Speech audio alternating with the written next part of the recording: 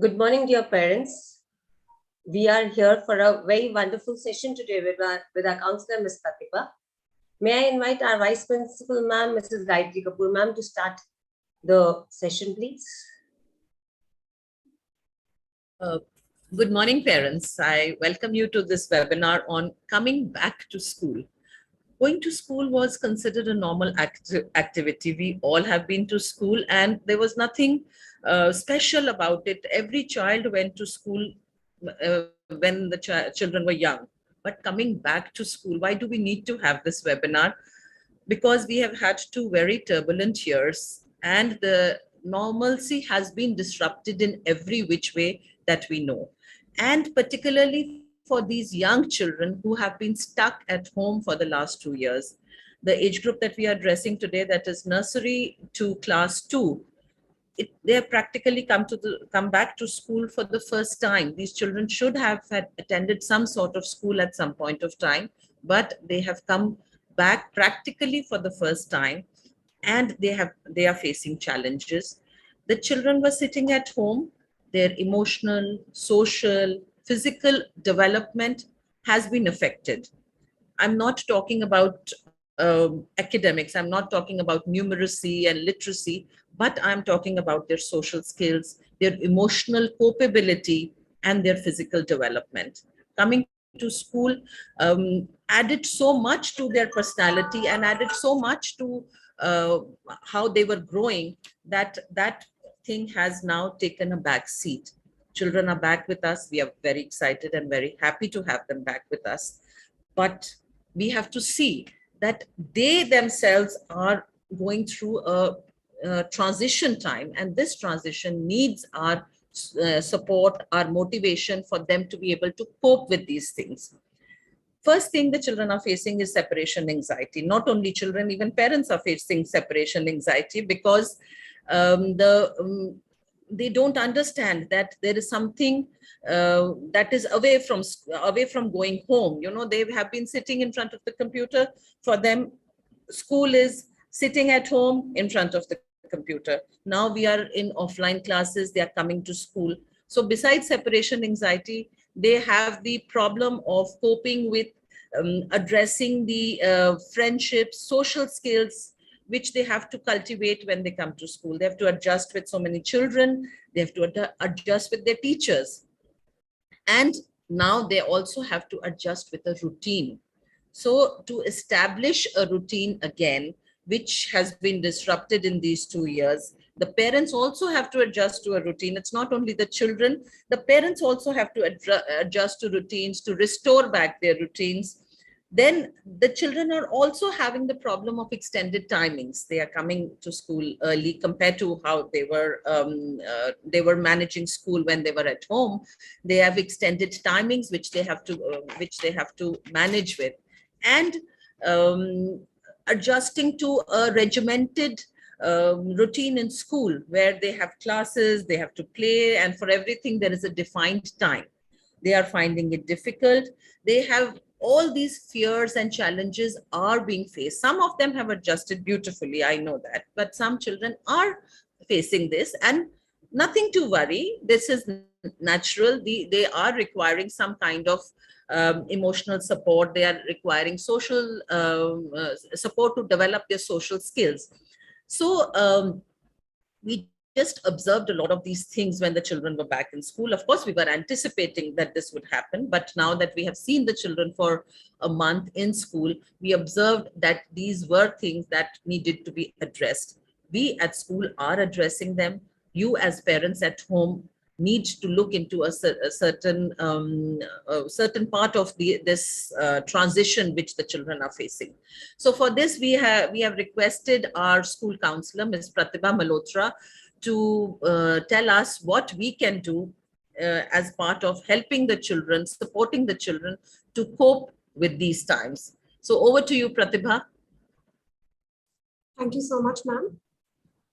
Good morning, parents. I am Pratibha. I'm the school counselor, and I'll be going forward with the session for today. So coming back to school, for a lot of children, they're coming, like Gayatri ma'am very beautifully said, they're coming to school practically for the first time. Perhaps grade 1, grade 2 students have been to the play school, and then there was a gap because of COVID, and now they're coming back to school. And readjusting into this routine is very, very challenging for them. It is new and different for them, and it would require some readjustment, some realignment, for which the school is working, for which the parents also need to work. Because when it comes to social, emotional, and behavioral issues with children, it's very important to take all stakeholders into the picture. It's very important to integrate the kind of change that we're looking at in all atmospheres, in all places, major places that the child gets to be in. So coming back to school, understanding the kind of challenges that COVID brought, so that we have a better understanding of where do we need to work upon. So COVID-19, the challenges that it brought, it gave us a very sedentary lifestyle. Children are full of energy. They didn't have that means to expend that energy. They were locked up at homes. The parents were trying their best to engage the children as well. It is a very challenging job to take care of a child while you are working and going through a pandemic too. So sedentary lifestyle is one of the major problems that has been a part of a child's life, where in the formative years, the focus is on their physical growth. Their focus is on social-emotional growth, where play comes into a picture and plays a major role, whether it is, in terms of growing physically, keeping a healthy lifestyle, or in terms of developing bonds with peers. Play helps in forming these very basic and essential life skills. But with the sedentary lifestyle, not being able to move around, not being able to have access to parks also for that matter, had a major impact on the social emotional growth of very young kids from a very early on.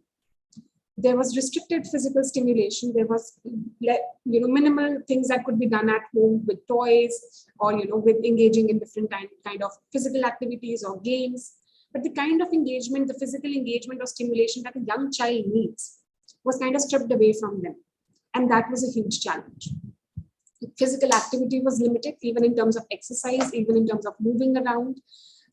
The gadgets became the prime mode of doing anything and everything under the sun. So from a very young age, children were exposed to gadgets. And of course, these gadgets have played a very crucial role in helping us maintain, a sense of normalcy in our lives, to continue with our routine things in our life. But at the same time, overindulgence has also become a pattern, where children are eating food only when they're in front of a gadget. Children, to cope up in any way, they need a gadget. They are not very interested in having a conversation or making friends. They just need a gadget. So our reliance on gadget has increased a lot. The digital interface for a child has increased a lot. And now that the things are returning back to normal, or the normal that we can at least have as of now, it is important to address the screen time as well, to break down the kind of reliance we have developed and bring down the digital interface to whatever is necessary, and add more of physical stimulation to the child's routine. So that's another great challenge that we are facing. And again, so play school, primary school, there's a very crucial, the school becomes the second, after the family, school becomes the second great, huge social circle that a child gets to explore, a social setup that a child gets to explore. Because children were not able to come to school in a physical sense, their peer-to-peer interaction also went down. The kind of skills that we learn, social emotional skills that we learn by interacting with our peers, the kind of adjustment that happens in school. Gayatri ma'am mentioned about separation anxiety, which a child goes through in any case when they start coming to school. But when they have this peer-to-peer interaction, when they start forming friends, they adjust into the school there. But because this peer-to-peer interaction wasn't happening to an extent where to what extent it should happen, there were also adjustment issues that the children might be facing now when it comes to coming to school. They don't feel that kind of belongingness in the class, they don't feel that kind of bond in the class, that I want to go and meet my friends in the school. So this peer-to-peer, the lack of peer-to-peer interaction is also something that needs to be addressed if we want our children to readjust into the school environment better. So because of these challenges that have come up because of COVID pandemic, what are the few prominent problems that parents and students and school alike are facing when it comes to bringing children to school? The major problem that we are facing is school refusal. The child not feeling ready or willing to go to school. The child might be crying, might show signs of extreme distress. They might complain of pains and aches, to just refuse going to school. So school refusal is one. Adjustment issues, like I said, that because there was a gap of 2 years for some children that are coming to school for the first time. Some have been exposed to the school in the digital manner only, and for them this is a very new setup that they're going to experience. So that can be another reason why they are experiencing adjustment problems. There can be restlessness, because even those children who might have been to play school, or those who were attending school virtually, they were used to attending school for a very short duration of time. And they had their own means and comfort at home. They can be sitting with their comfort toys. They could be just sitting next to their parents. So the comfort was all around them. And now that that comfort is gone, and they have to come to school for extended period of time, it might cause them to become restless. They might miss home. Separation anxiety could be a part of this as well, which brings us to anxiety in general, which both parents and children may feel. Parents might feel anxious about, how my child is going to cope. They are also not used to sending their child to school. And children may also imbibe that anxiety from the parents. So we also, when it comes to tackling anxiety, I'll be covering it up a little later in the session. It is important to be mindful of your own anxiety as a parent too, to make sure that it is not being passed on to the child. So let's go through all these challenges one by one and see how we can deal with them. So dealing with school refusal first. Like I said, school refusal is a child showing no interest or no willingness to come to school. They may experience a lot of distress when they have to come to school or they are on their way to school. Now, when it comes to school refusal,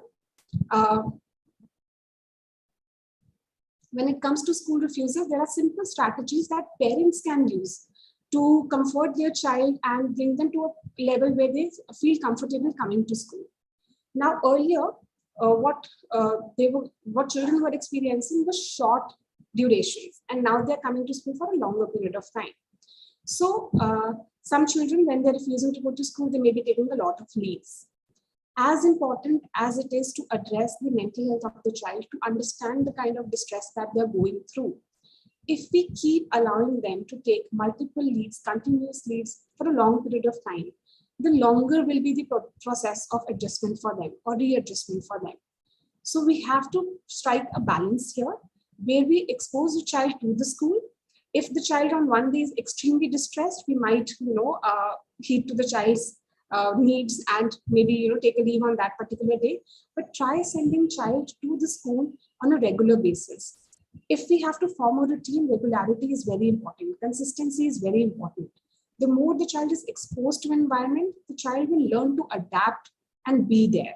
So like I said, we have to strike a balance here. If the child is under distress, we have to help the child recognize what competencies the child can use to address that distress. We cannot keep avoiding school for a prolonged period of time, because the longer we do that, the longer will be the adjustment, the harder will be the struggle too for the child. So make sure that you are catering to your child's need. If the child is too distressed. Now, these are very small children that we're talking about, 4, 5, 6 years old kids that we're talking about. So the strategies that we can teach them, the competencies that we can build in them when it comes to school refusal or feeling distressed around school would be very, very different. They might not involve a lot of talking. So what all kind of things we can do?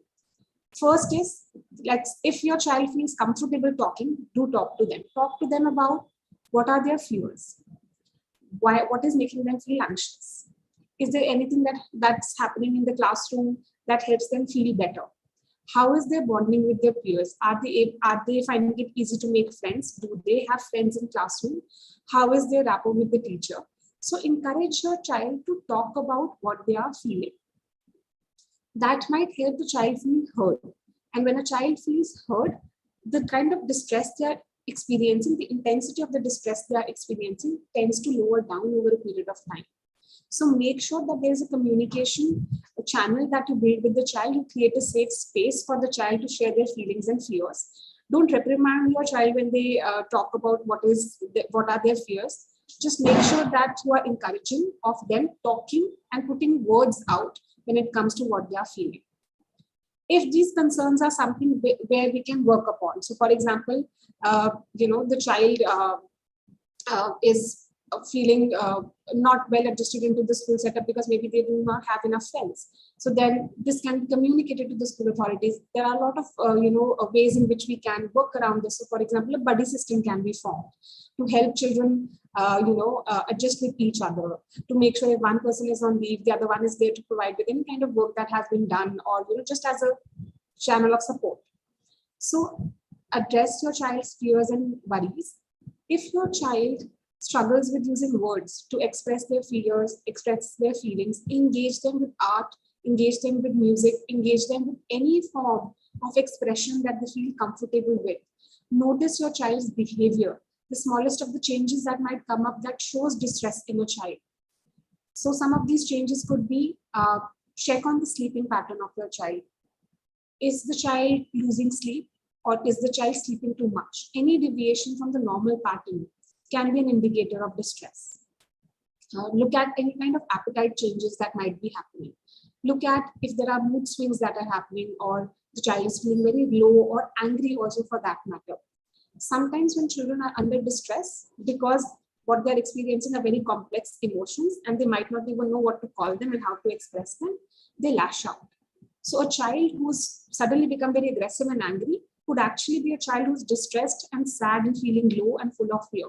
So notice these small changes, bring it to the counselor's notice, bring it to the school's notice also, so that we can also comfort the child in whatever way. We can also help the child adjust well into the school. When you're talking to your child, do not just talk about fears and feelings and worries. Well, when I say feelings, I mean the negative feelings. Also talk about on days when they do go to school, what did they enjoy about being in the school? What was the good aspects of coming to the school that day? Was there any favorite subject or activity that they did? Who were they playing with in the recess? Did they learn something new? When we are under distress, be it a child or an elderly person, our mind gets stuck in a lot of negative thoughts. And they tend to continue and intrude our mind in a repetitive manner, right? So it is important to break that cycle of negative thoughts. How can we break that cycle of negative thoughts? When you help children readjust their lens to also look at things that were happening okay, things that are happening well for them in the school. So it helps them see school beyond their fears and worries and also experience joy while they're at school. And it will help them shift their perspective from feeling worried about going to school to focusing on things that they do enjoy when they get to go to school. Some self-help methods can also be used. For example, we can teach simple breathing techniques to children when they're feeling extremely distressed. So, a very common activity that I tend to do with the very young children is that to ask them to keep their hand in front of them, to breathe. Now, when you move, you have to trace your hand. And when you're moving up, you inhale. When you're moving down, you exhale. So whenever a child is feeling distressed, you can teach them this method and they can use that to calm themselves down. So it's inhale, exhale, inhale, exhale. So you do it with your entire hand and you do it till the time the child is feeling distressed. Now, how this method helps the child in relaxing themselves down? First of all, if they're feeling distressed in the environment, their focus is only on their hand. So it shifts their focus from everything that is distressing onto their hand and onto the process of moving, tracing their fingers. So that is one thing. Another thing is that a very common symptom of distress is that the breathing tends to get, the breathing pattern gets difficult, as in a child may have difficulty breathing or may feel that they're not getting enough air. They're feeling smothered. So one of the ways in breaking down that anxiety and bringing in that relaxation is by regulating the breath. So with this method, they're also regulating the breath. They're bringing a calmness in their breath, which can break down the anxiety that the body is feeling. That can be another thing. Help your child recognize what are the resources that they can use within the school when they're feeling distressed. So for example, you can teach your child that whenever they're feeling extremely distressed, they can speak to their class teacher, their mother teacher. They can speak to the school counselor, right? So that they get the right kind of support within the school as well. You are providing support at home, which makes a child feel comforted. And when that child gets the same kind of support at school as well, the worry and the fear around school will also dissipate. So it's very important to make sure that the child knows what are the resources available at school that I can use when I am distressed. Like I said earlier, words may not be something that always work with the younger children. So encourage them to adopt hobbies, adopt activities that they can also practice in school. Like Gayatri ma'am very beautifully said before, that the focus is not just on academics. Right now, the focus is on helping children feel well adjusted into the school and giving them everything that they've missed in the last 2 years. So our focus is on overall development and growth, overall integration of all the other activities along with the academics into their routine. So encourage your child to be participative in activities that might be happening in the classroom or at the school level, to make sure that they're enjoying something in the school as well, and that they feel motivated to come to school because they're going to do something that they enjoy doing. These are a few things that we can do when it comes to attending to the school refusal. Now coming to the adjustment issues. So adjustment issues, a lot of things that we can do around adjustment issues. So first thing is to make sure that the children get the right kind of physical and emotional stimulation that they have missed in the last 2 years. So focusing a lot more on outdoor activities. Of course, you still follow the COVID appropriate behavior and you make sure that all the safety measures are taken into consideration. So making sure that just like children get an exposure to physical play and activity in school, you're also exposing your child to some outdoor activities in whatever capacity that you can, and with all the precautions at place. You're also exposing your child to outdoor activities at home too. It helps them bring down their overall stress that they are experiencing and enjoy certain aspects of their life. So focus more on outdoor activities, focus on art and play. That might help the child to express better, that might help the child to experience joy on a regular basis. And when they are engaging in outdoor activities or art or play or music or any other form of expression, so dance maybe, encourage them to enjoy the process and not look at, if I'm making something, how good am I at it? The importance should lie on, are you feeling better after doing this activity? Are you enjoying this activity or not? So focus on these physical, emotional, expressive means of calming and relaxing children, and focus on enjoying that process rather than building a skill per se. So also, when these activities, these art and play engagements are also happening in school, it helps build interest in the child. It also helps build connectedness among children. So encouraging them to participate in these activities is very, very important, because when, let's say, two children are making something together, it creates the sense of belonging that they've not felt. The peer-to-peer interaction that we are looking at as a major setback that we experienced because of COVID-19 can now be addressed by doing a lot of these activities. Form parent groups, interact with each other. Make sure that there's some connectivity between you and your children. That's one of the best ways to help children feel a sense of belongingness. Also, encourage your children to practice the kind of school behavior and etiquettes that they have to do at home or do at school, to also mimic the same kind of routine at home, because a lot of them are coming to school for the first time, or coming to school after 2 years gap. They might have become a little dependent on their parents. They're young kids too. I do understand that it will take them some time to get independent, but there are small things that we can start practicing from a young age to make sure that as adults, when our children are growing up as adolescents and adults later on, they have a sense of independence, they have a sense of autonomy, they know how to work around things. So practice the same etiquettes at home that they have to do at school. So for example, helping your child to, eating their lunch by themselves. Try not to spoon feed them, letting your child, display table manners and have their lunch by themselves. It's okay if they're a little messy initially. Learning is a process. So replicating those etiquettes, helping your child to recognize when they need to use the washroom. so that, when they're at school, they can express and they can use the washroom at appropriate times. So small things that helps them feel more confident in themselves, more independent, and experience more autonomy over themselves, their bodies, is very, very important.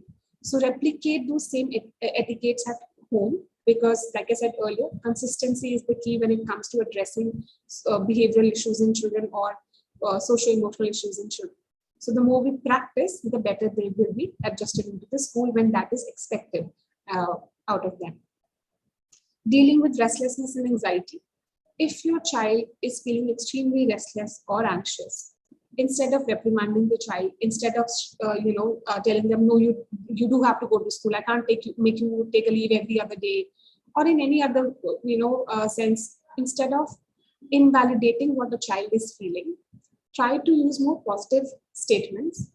Encourage them to talk about what they are feeling. So some of the statements that you can use with them: you are safe with me, so that the child feels comfortable expressing. When the child feels comfortable, when the child feels heard and they are comfortable in expression, their distress tends to go down automatically.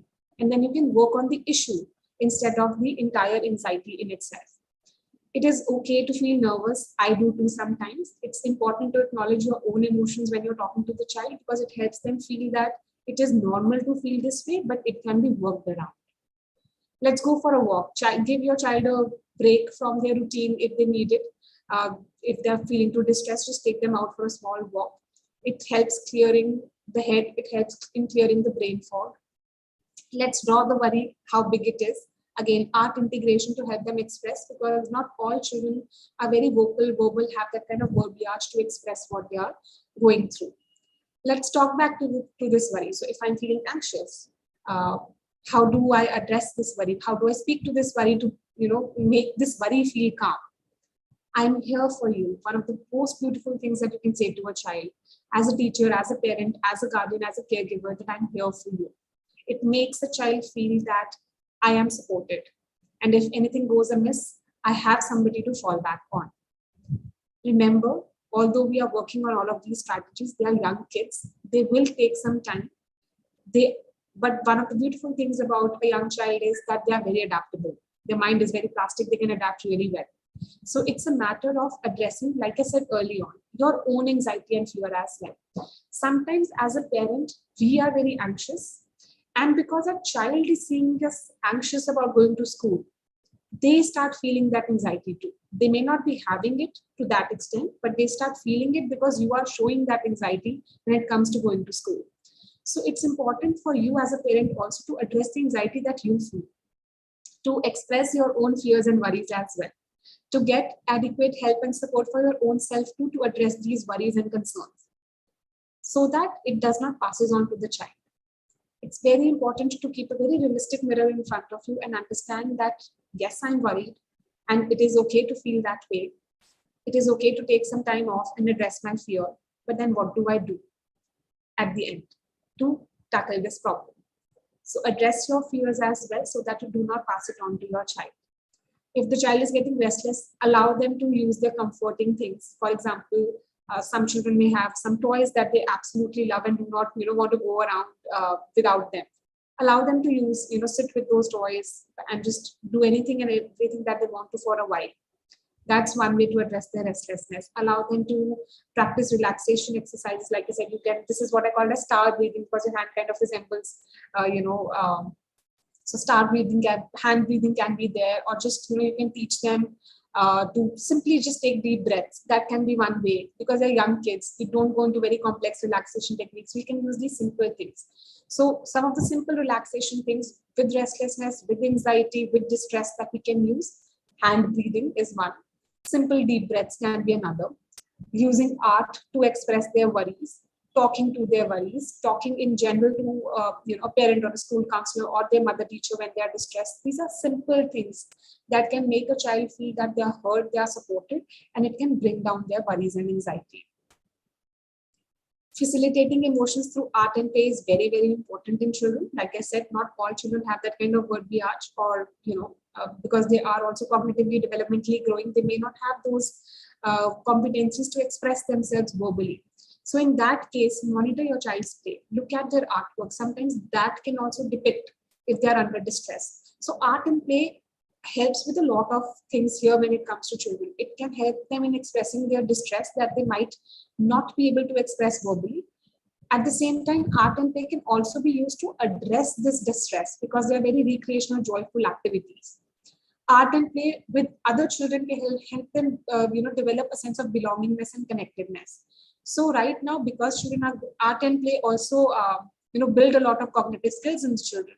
So these are two best tools that you can use right now with your child for multiple things at home, and we are using these things, at school as well, incorporating a lot of activities in our day-to-day routine with children so that they feel, joy when it comes to coming to school.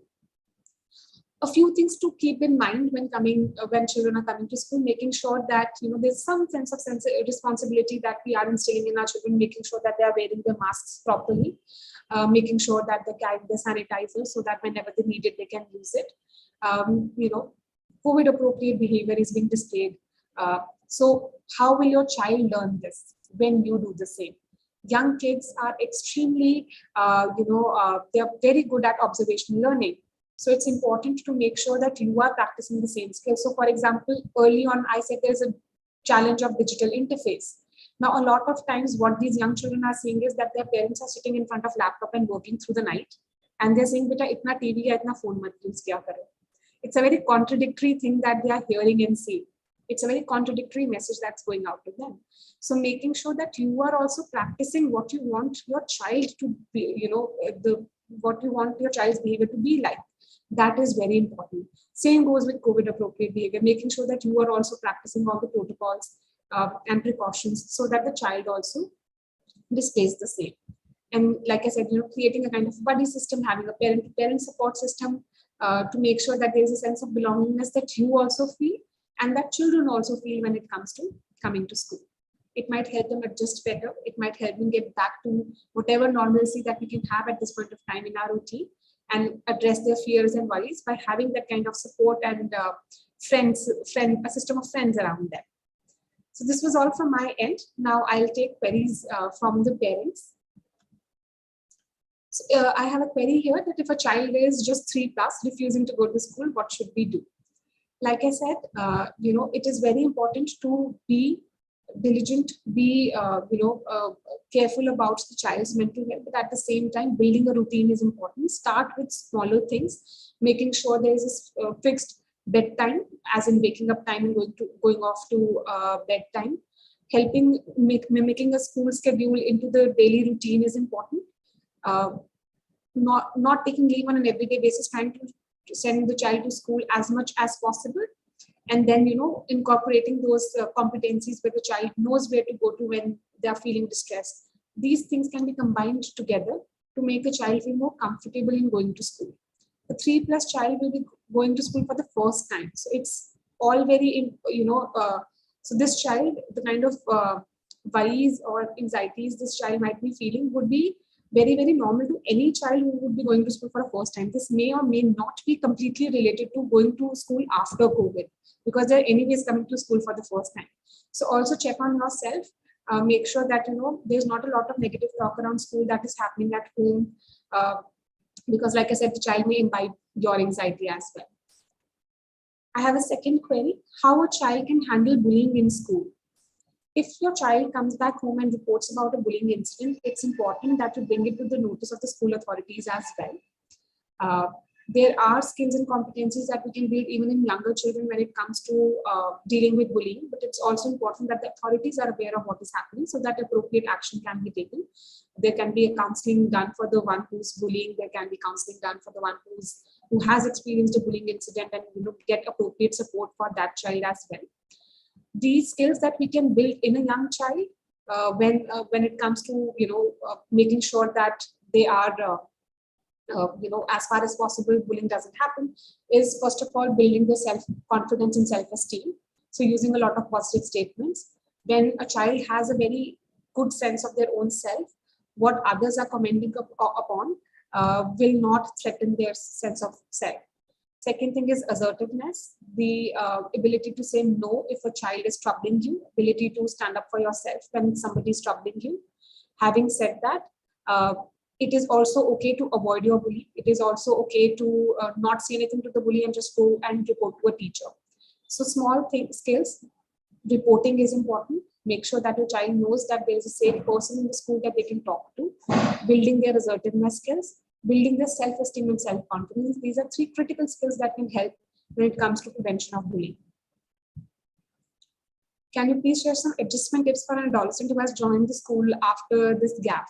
I think similar strategies can be used, but additional strategies that I would suggest for adolescents is that providing them with group counseling sessions. A lot of them, would have experienced distress on a very different level. So it's important that, they feel integrated into the school and with their friends as well. So group counseling sessions or having interactions with their teachers in the class teacher period where they get to express their own experiences during the time. A lot of us, even though we have, our own individual experiences, at the same time, there are similar kind of distress that we have been through. Worry about our family members, worry about our marks, maybe worry about, missing out on things that were very critical for us. So when children get to, listen to the other story and relate with them, they do not feel as alone as they might be feeling earlier. And when they have that sense of belongingness, they also tend to support each other through this. So a lot of group counseling can be done there. Again, activity integration is important to make sure that they are also getting the right kind of support. I have another question: how to train our child to deal with bossy kids in class? So again, assertiveness is the key here, to make sure that your child recognizes that I can speak up for myself. It is okay to put my view forward. Also teaching your children essential skills like the difference between being assertive and being rude is very, very important.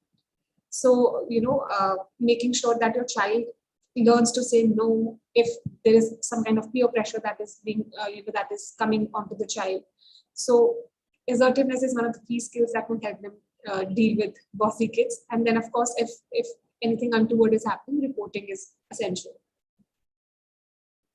I'll just take up this last question that I have here. How can we guide and make the child understand regarding good behavior and not being aggressive? Now, aggression is something that on a surface level, when we see an aggressive kid, it's very easy to label that the child is angry. But underneath that anger could be a lot of other emotions that the child doesn't know how to express. So first of all, have healthy communication channels with your child. Try to understand where that aggressive behavior is coming from. Are they feeling frustrated because of something? Are they feeling insecure because of something? What is causing that anger? To understand that is very, very essential. Second thing, destigmatize the shame around anger. It is okay to feel angry. It is healthy to feel angry at times too. What is important is teaching them healthy means of expression of that anger. So do not shame your child when they feel angry. It is okay that they feel angry. Validate their emotions. Try to understand where it is coming from, and then teach them appropriate healthy measures of expressing that anger. So for example, taking a time out to first calm yourself down before you speak. Right? If you're feeling physically agitated because of the anger, do a physical activity to vent off that energy before you speak. Simple strategies, but addressing the concerns behind that aggression and anger is very, very important to work on that problem from the root cause. Thank you so much, parents, for asking such beautiful questions. I hope that I was able to justify your questions and give you the appropriate answers. Thank you so much for being here with us today. Thank you so much, Pratibha, for this informative session. I would also like to thank our Vice Principal, Mrs. Gayatri Kapoor, ma'am, for her constant support and motivation. She and the whole staff of BVN understand the skepticism of parents. I'm sure that after this session, all the doubts of our lovely parents have been resolved. Thank you so much, dear parents, for all your support and cooperation that we always receive. With this, we conclude the session. Thank you.